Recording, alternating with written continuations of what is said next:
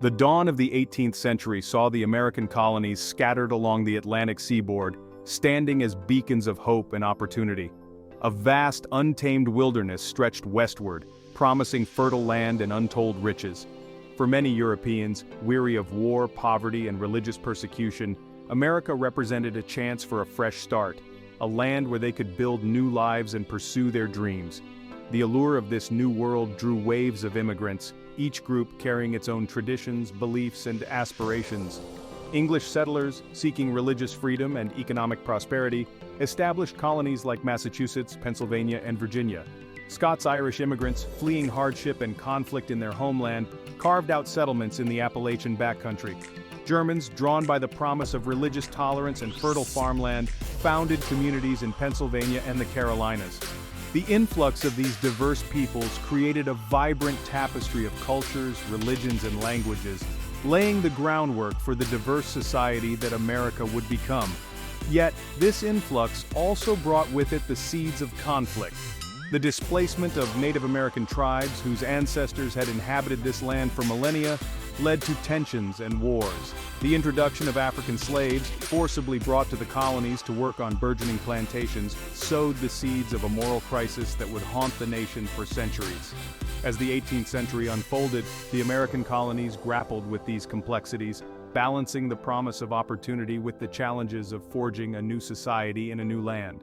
The story of America in this era is one of both progress and struggle, of ideals tested and redefined as the colonies marched towards their destiny. The vastness of the American continent, with its seemingly limitless resources, fostered a spirit of self-reliance and independence.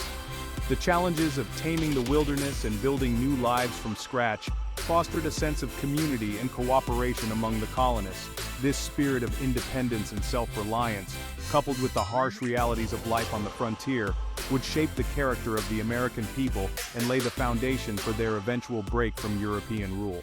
From the rocky shores of New England to the sun-drenched plantations of the South, the 13 colonies presented a remarkable tapestry of diversity. Each colony possessed its own unique character. In the North, New England colonies were founded by Puritans seeking religious freedom. They developed self-government, exemplified by the Mayflower Compact. Boston became a center of commerce and intellectual life. The middle colonies were characterized by ethnic and religious diversity. Pennsylvania, founded by William Penn, attracted settlers from across Europe. New York became a melting pot of cultures. These colonies developed thriving economies based on agriculture and trade. Pennsylvania and New Jersey were known as the breadbasket of America. The southern colonies were characterized by warm climates and fertile soil.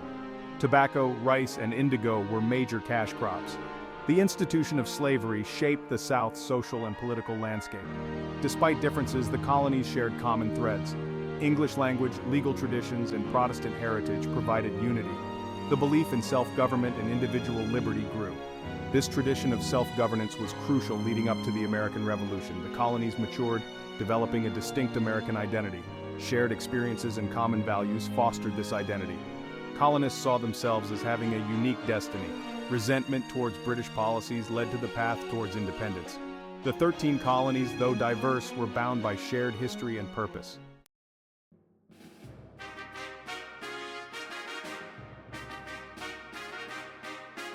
The engine of prosperity, agriculture, trade, and industry.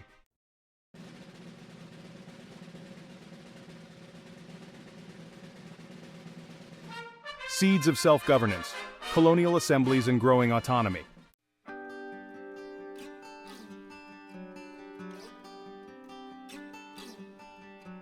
As the 18th century progressed, life in the American colonies pulsed with a vibrant energy, a mixture of hardship and opportunity that shaped the character of its people.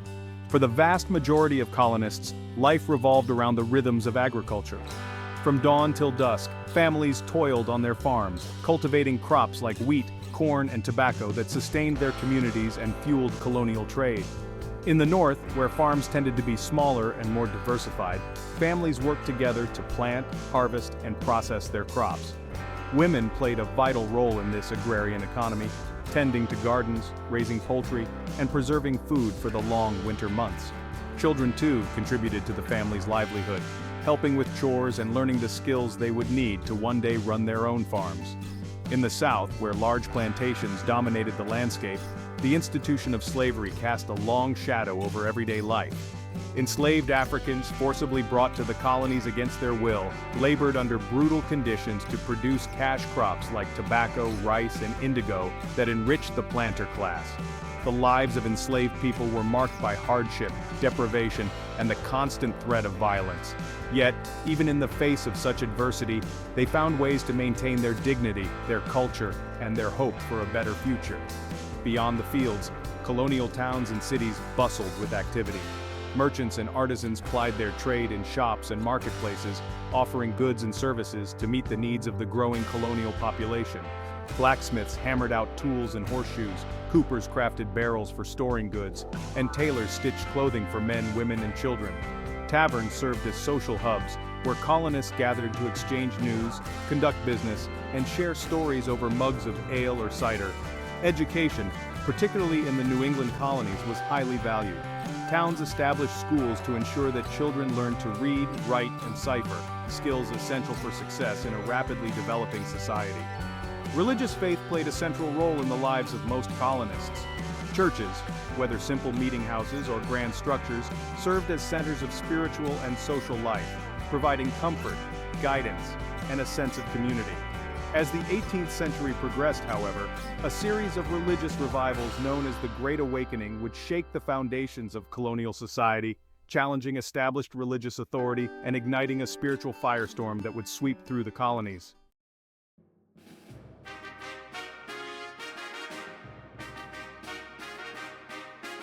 In the early decades of the 18th century, a profound spiritual awakening swept through the American colonies, shaking the foundations of established religious practices and igniting a fervor that would profoundly impact colonial society. Known as the Great Awakening, this series of religious revivals began in the 1730s and continued into the 1740s, transforming the religious landscape of the colonies and leaving a lasting legacy on American culture and identity. The Great Awakening emerged amidst growing dissatisfaction with the formality and intellectualism of traditional religious services. Many colonists, particularly in rural areas, felt that the established churches had become too distant from the emotional needs of ordinary people. The revivals offered a more personal, emotional, and experiential form of worship, emphasizing the individual's direct relationship with God. Itinerant preachers traveling from town to town captivated audiences with their fiery sermons, emphasizing the need for spiritual rebirth and a deep personal commitment to faith.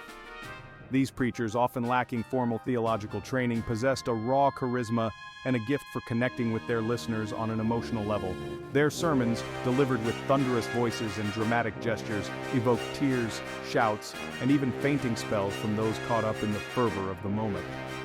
One of the most prominent figures of the Great Awakening was Jonathan Edwards, a New England theologian and preacher whose sermons combined intellectual rigor with emotional intensity. Edwards's most famous sermon, Sinners in the Hands of an Angry God, delivered in 1741, painted a vivid picture of hellfire and damnation, warning his listeners that they were held over the pit of hell, much as one holds a spider or some loathsome insect over the fire. Another key figure was George Whitefield, an English evangelist who made several tours of the American colonies, drawing enormous crowds with his powerful oratory. Whitefield, a master of emotional appeal, preached a message of salvation through faith in Jesus Christ, emphasizing the importance of personal conversion and a transformed life. The Great Awakening ignited a spiritual firestorm that spread rapidly through the colonies, transcending denominational boundaries and social divisions. People from all walks of life, from wealthy merchants to humble farmers, flocked to hear the revivalist preachers, eager to experience the emotional intensity and spiritual renewal that the revivals offered.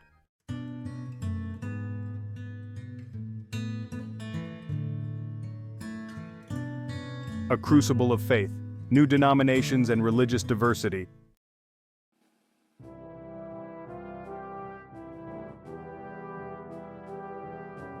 Section 4, The Power of the Pulpit, Social Reform and Political Awakening.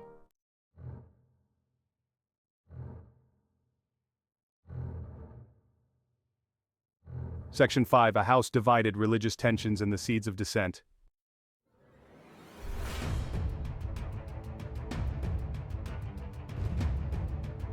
The Seeds of Conflict, Colonial Tensions and Imperial Ambitions. The American colonies, basking in prosperity, found themselves caught in European rivalries. North America's untapped resources became a battleground for imperial ambitions. The French sought control of the Ohio River Valley to connect their territories. The British aimed for westward expansion, eyeing the lucrative fur trade. Land speculators pushed for British dominance over disputed territories. Native American tribes faced pressure and formed alliances with European powers. Some tribes allied with the French, others with the British. These alliances added volatility to the frontier. Skirmishes between colonial forces and native allies became common.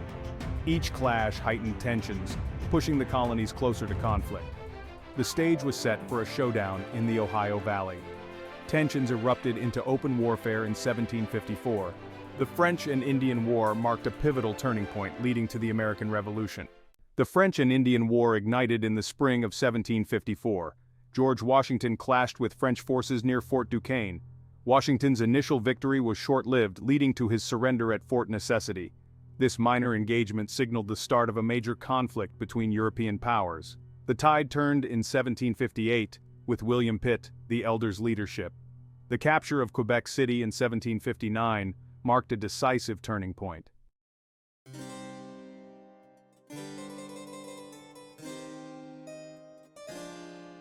Section 3. The Crucible of War, Colonial Soldiers and Shifting Alliances.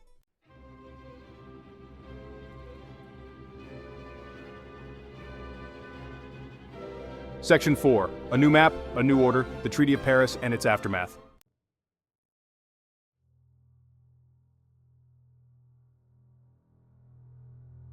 Section 5. The Price of Victory, British Debt and Colonial Resentment.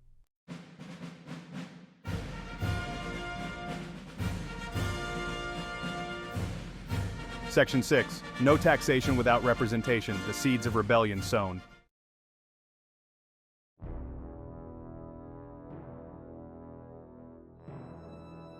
The conclusion of the French and Indian War in 1763 brought a newfound sense of security to the American colonies. However, the seeds of discord were already being sown, as the very victory that had secured the colonies' safety also sowed the seeds of discontent and rebellion. The war had left Great Britain deeply in debt, and the British government, seeking to recoup its losses, embarked on a series of policies that would ultimately alienate the colonists. The first signs of trouble emerged with the Proclamation of 1763, which forbade colonists from settling west of the Appalachian Mountains. The proclamation line angered land speculators and settlers alike, who viewed it as an attempt by the British Crown to limit their economic opportunities. Further fueling colonial resentment was the Sugar Act of 1764, which imposed new taxes on molasses and other goods imported into the colonies. The Sugar Act signaled a shift in British policy towards greater economic control over the colonies. Colonists had long enjoyed a degree of economic autonomy, trading freely with other countries. The Sugar Act, with its emphasis on stricter enforcement, threatened this cherished economic freedom. The Stamp Act of 1765, which imposed a direct tax on all printed materials in the colonies, proved to be the breaking point. Outraged colonists, invoking the principle of no taxation without representation, argued that they should not be subjected to taxes imposed by a distant parliament. The Stamp Act ignited a firestorm of protest throughout the colonies, uniting colonists from all walks of life in opposition to British policies.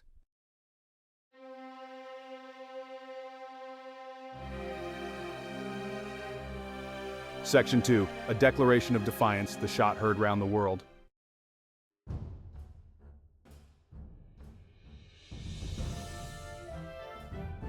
Section 3. The Fires of Rebellion, from Bunker Hill to Saratoga.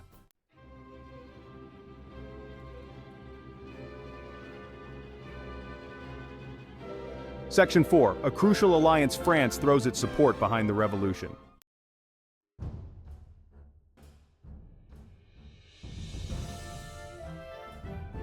Section 5. The tide turns Yorktown and the path to victory.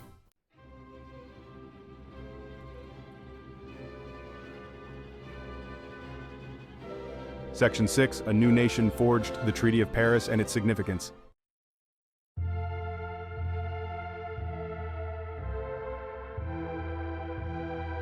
Section 7. The challenges of independence, building a nation from the ashes of war.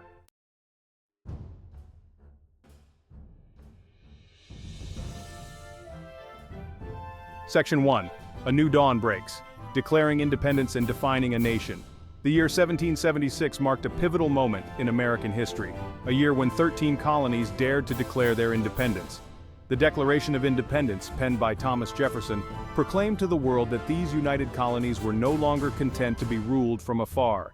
It was a declaration of defiance, a bold assertion of the right to life, liberty, and the pursuit of happiness. Yet, the act of declaring independence was but the first step on a long journey towards forging a new nation. The fledgling nation faced the daunting task of establishing a government that could unite 13 disparate colonies.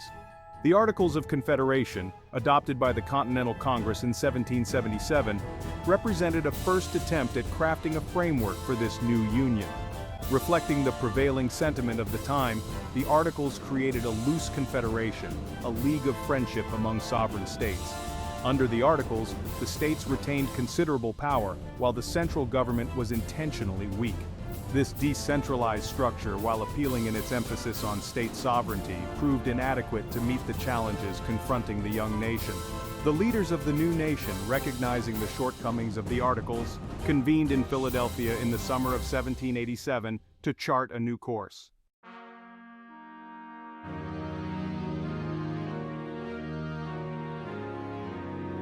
Section 2. The Articles of Confederation, a first attempt at unity.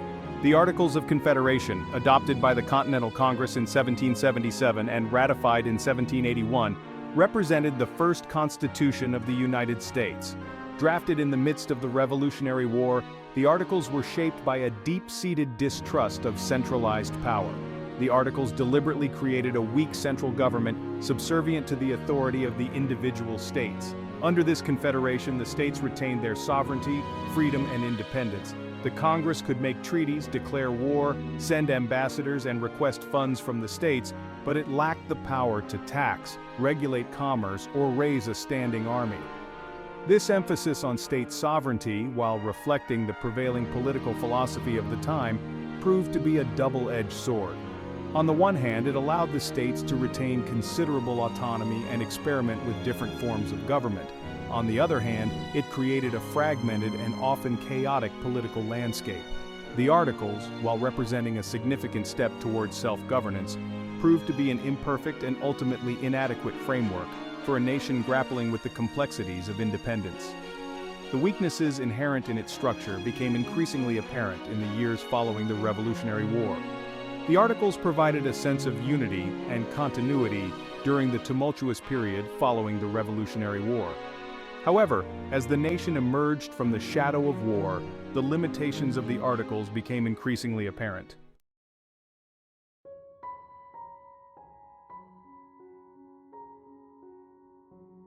Section 3. The cracks begin to show. Weaknesses of the Confederation.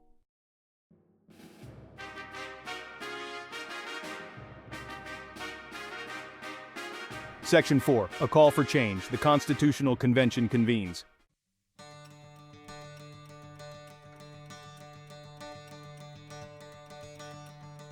Section 5. A grand compromise, balancing power in a new government.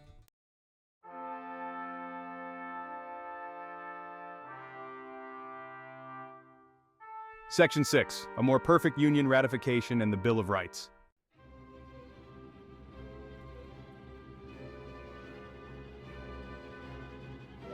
The 1790s, a decade often overshadowed by the dramatic events of the Revolution and the Constitutional Convention, stand as a pivotal era in American history. It was a time when the newly formed republic grappled with the challenges of translating ideals into institutions. The echoes of revolution still reverberated through the land, a constant reminder of the ideals that had fueled the struggle for independence. The United States Constitution, ratified in 1788, provided the blueprint for a new form of government. However, the Constitution, for all its brilliance and foresight, was a document of compromises. George Washington, unanimously elected as the first president of the United States in 1789, understood the weight of expectation upon his shoulders. A reluctant leader, Washington approached his task with a blend of humility and determination. The challenges facing the new nation were immense. The economy, ravaged by war and burdened by debt, required stabilization. A system of courts, essential for interpreting and enforcing the laws of the land, had to be established. Foreign relations, fraught with peril in a world still dominated by European powers, demanded careful navigation. Washington, guided by his unwavering commitment to the principles of the Constitution, assembled a cabinet of talented and experienced individuals. Among his most important appointments were Alexander Hamilton as Secretary of the Treasury and Thomas Jefferson as Secretary of State.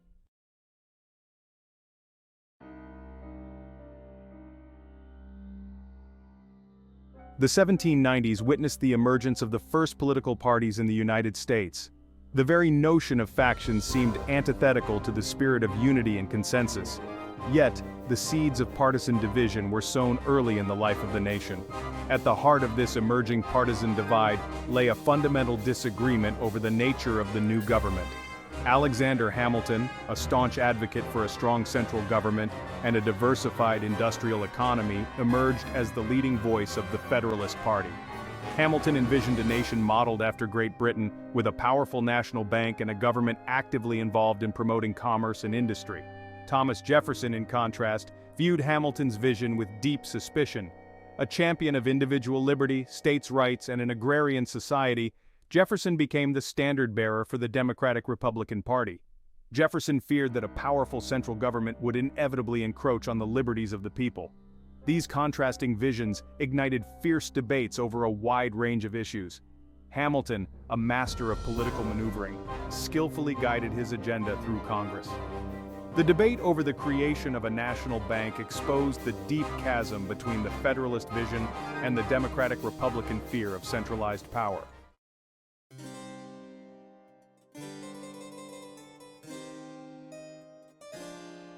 Section 3, a balancing act, Washington's leadership in a divided landscape.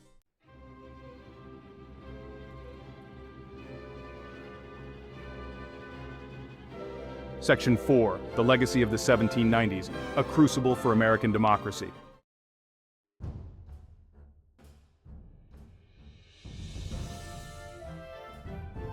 A nation forged in the fires of change. As the 18th century closed, the United States stood poised on the precipice of a new century, its destiny uncertain. The preceding century witnessed remarkable transformation, reshaping North America's political and social landscape. From colonial outposts to a new nation, its identity forged in revolution. The American Revolution unleashed democratic ideals, inspiring global movements. The Declaration of Independence challenged the established order, inspiring reform. The Constitution offered a bold experiment in self-governance. The federal system balanced unity and diversity. Yet the path forward was uncertain.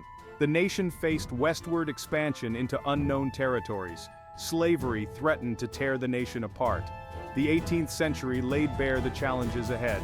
The 19th century brought both promise and peril. The United States stood ready to face the unknown.